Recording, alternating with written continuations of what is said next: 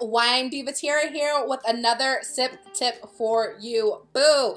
Okay, so today I want to talk to you about sangria because sangria is delicious and it's still hot here in California. You need something that's yummy and delicious to cool off. So I want to talk to you about how to just make a super simple sangria. So what I like to use for my sangrias are table wines. If you've seen my table wine video, you already know that it is good to have table wine at all times. Table wine is just something easy, economical, and just delicious that you love to have on hand at all times for whether it is drinking, making cocktails, whatever. So this is what I use. I have a table red, I have a table white, and I have a table rosé. And no matter what flavor, varietal, whatever you want to call it, that I'm going with, it is all pretty much the same basic ingredients to make simple sangria. And all you really need is some frozen fruit, whatever kind of fruit you enjoy.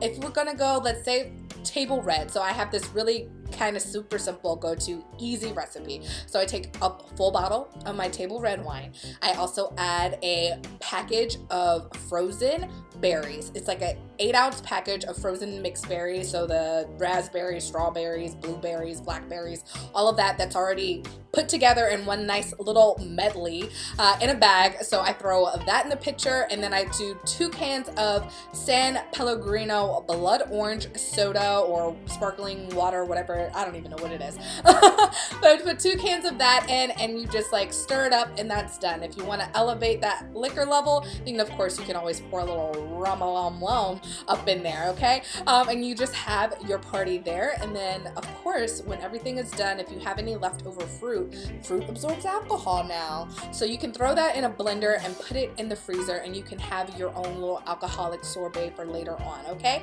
So that is all you really need to make a simple sangria. Some wine, some frozen fruit, whatever, you know, floats your boat. I would say depending on what kind of wine you use, your fruit's going to change up because you want it to kind of balance really well together. So like I said, for the red wine sangria, I'm using a berry medley. If you're doing a white wine sangria, you might want to do something that's more tropical, like peaches, mangoes, that kind of thing. If you're doing a rosé, you can probably play with either side.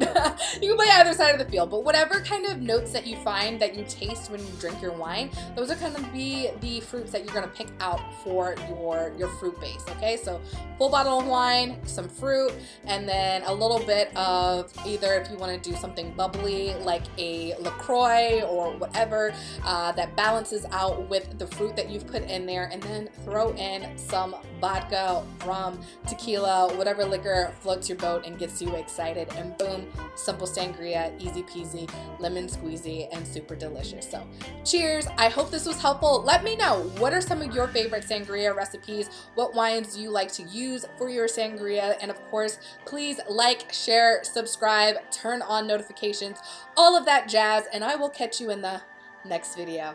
Cheers.